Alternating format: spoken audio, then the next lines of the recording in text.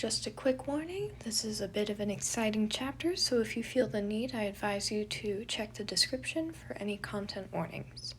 Thank you, and this is Set Him Free, Chapter 22. Elric greeted Elena as she stepped into the dungeon hall. She smiled. "I see you found it." "Yes, Your Highness." Elric nodded, holding out a small glass vial. "Just as you requested."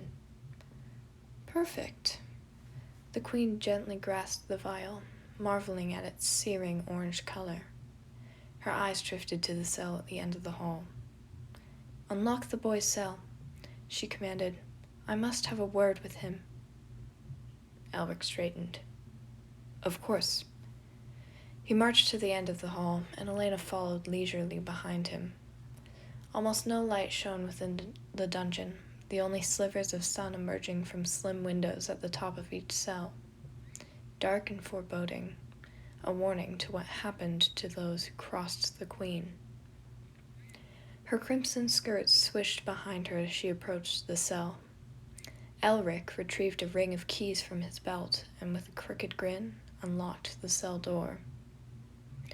The creak of the door hinges jarred the thief from where he sat in the corner, and he turned to scowl at Elric before realizing who else stood to his side. Elena savored the fear that consumed his face. It had been so long since she had seen such dread. "Virgil Rain," Elena stated coldly. "I see you are now familiar with the dungeon." "Not like I had much of a choice." Virgil was trying to conceal his terror beneath the sharp words, though Elena saw right through the act. Her fingers wrapped tighter around the glass vial. "I would abandon the snide remarks if you knew what's good for you," the queen smirked. "After all, we have much to discuss." The thief paled slightly, teasing the ends of his sleeves. However, as he met Elena's gaze, he became stone-faced. Virgil concealed each weakness behind a facade of nonchalance, pretending desperately as if the queen couldn't see right through him. She smiled. "You know, now that I think about it, you remind me of someone. Your beliefs, your mannerisms, they're all just like him." Virgil stiffened. "I don't know what you're talking about." "Oh, but you do. I know that for a fact." Elena circled the thief, her heels clicking dangerously with each step. "That cloak of yours? It's quite useful for hiding things. After the guards confiscated it, I found something quite interesting. Maybe you would even care to explain it to me." She pulled a scrap of fabric from her pocket, and Virgil's eyes grew wide. It was the royal crest, embroidered with the same red and gold that lined the entire kingdom. The same crest that Remus had given him a few days before. The queen raised a brow. "So you do recognize it? I knew you had some connection with the young inventor." She paused, considering. "What was his name again? Janus?" A flinch as the thief bowed his head. This was all too easy. "Janus and the kingdom went way back, you know. He used to work here for my dear Alistair before he killed him." The queen's expression darkened. "That traitor is the reason my husband is dead." Her eyes met Virgil's, piercing. "I should have known he had something to do with this, though now that he's gone, there's not much I can do. To him, that is." Her nails tapped against the glass vial, a warning. "You, however, bring forth plenty of opportunity." Virgil gulped, backing farther into the corner. "Please, I may have known Janus, but we aren't the same." "Aren't you, though?" The queen grinned. "I know what your kind is like, what you have done to poison this kingdom." "That's not true. Don't fight me on this. I have powers greater than you've ever seen, and you're going to pay for what Janus and all those like you have done." Elena uncorked the vial. Roman's hands were red from pounding on the door, though he didn't dare stop. Again and again he called for someone to aid him, yet no one came. They never would. His mother had made sure of that. The sliver of power Roman possessed could do nothing against her reign, but that didn't mean he would stop trying. He shouted through the door again, twisting the handle until he was sure the knob would break. All to no avail. He had to find another way out. Frantically, Roman stepped back from the doorframe, turning to face the open bedroom. He scanned the floor, the dressers, anything. There, left far in the corner, the prince's satchel caught his eye. Roman rushed to the corner and turned the bag upside down. Several materials spilled out of the satchel, though none seemed to prove useful. Not until his father's dagger came clattering to the floor. The silver hilt shone in the late afternoon light, tapering to the sharpened point. Roman clutched the weapon in his hand. His time was quickly running out. Roman hurried to the door, holding the dagger poised in his hand. He only had a few shots at this. One wrong move, and the weapon would be destroyed, ruining any chance he had of escape. The prince tried not to think of this as he placed the dagger under the lowest door hinge. With a pop, he pushed the first pin out from the hinge, sending it rattling to the floor. 2 left.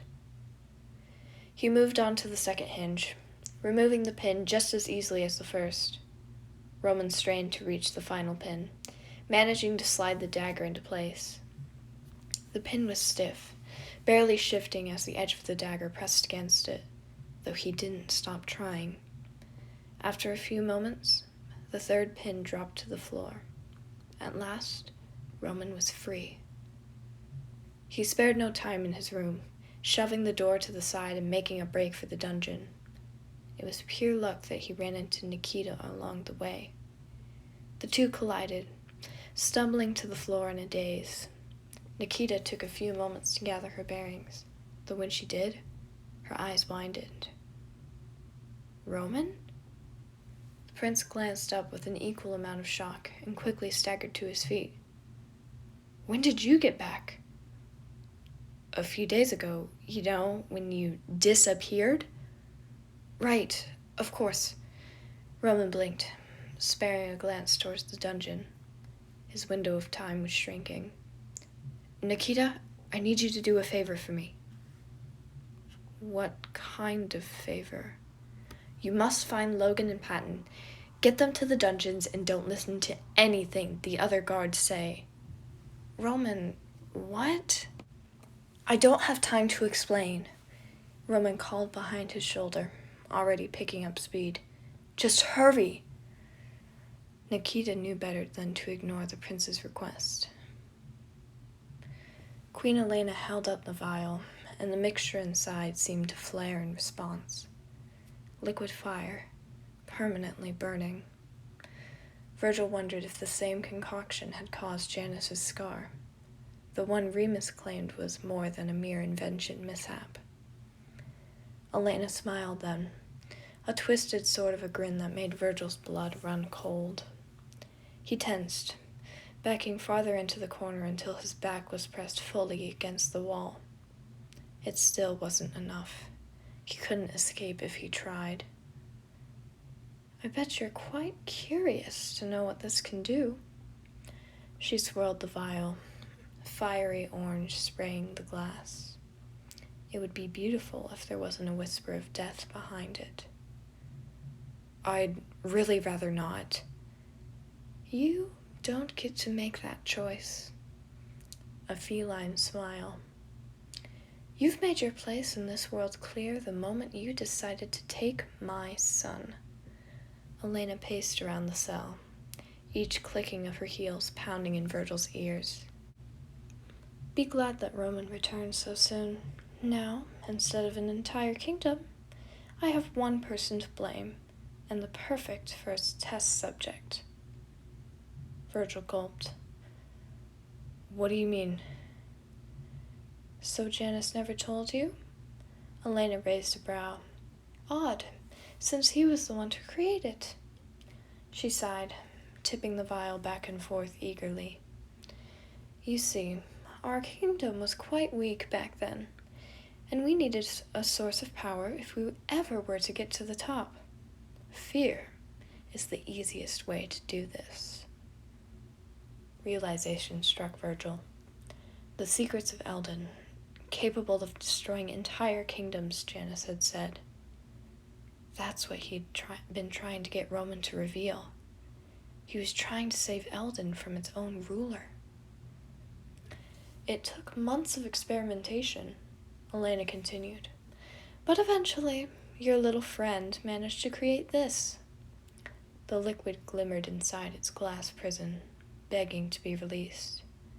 A poison of molten metal, capable of spreading invisibly when distributed throughout any kingdom, and able to burn endlessly when concentrated to one subject. Only Eldon has the cure. Virgil blanched. No. We were to release it that night, though Janus ruined everything. He destroyed my poor Alistair, then fled like the traitorous coward he is. 11 years I've waited for this day. 11 years before I could avenge what you criminals did to my husband. Please, don't do this. Virgil didn't take his gaze from the vial, afraid of what the Queen might do if he even blinked. Let me prove myself. I promise I'm not to blame. Funny how you think mercy is something you can earn now. Elena stepped closer. Virgil tried to run as she thrust her hand forward, though there was nowhere to go. She gripped his tunic in one hand, the poison in the other. It burned with a firing intensity, glowing an orange so bright that Virgil could feel its heat inches away. Please, Virgil pleaded, no longer able to hide his terror.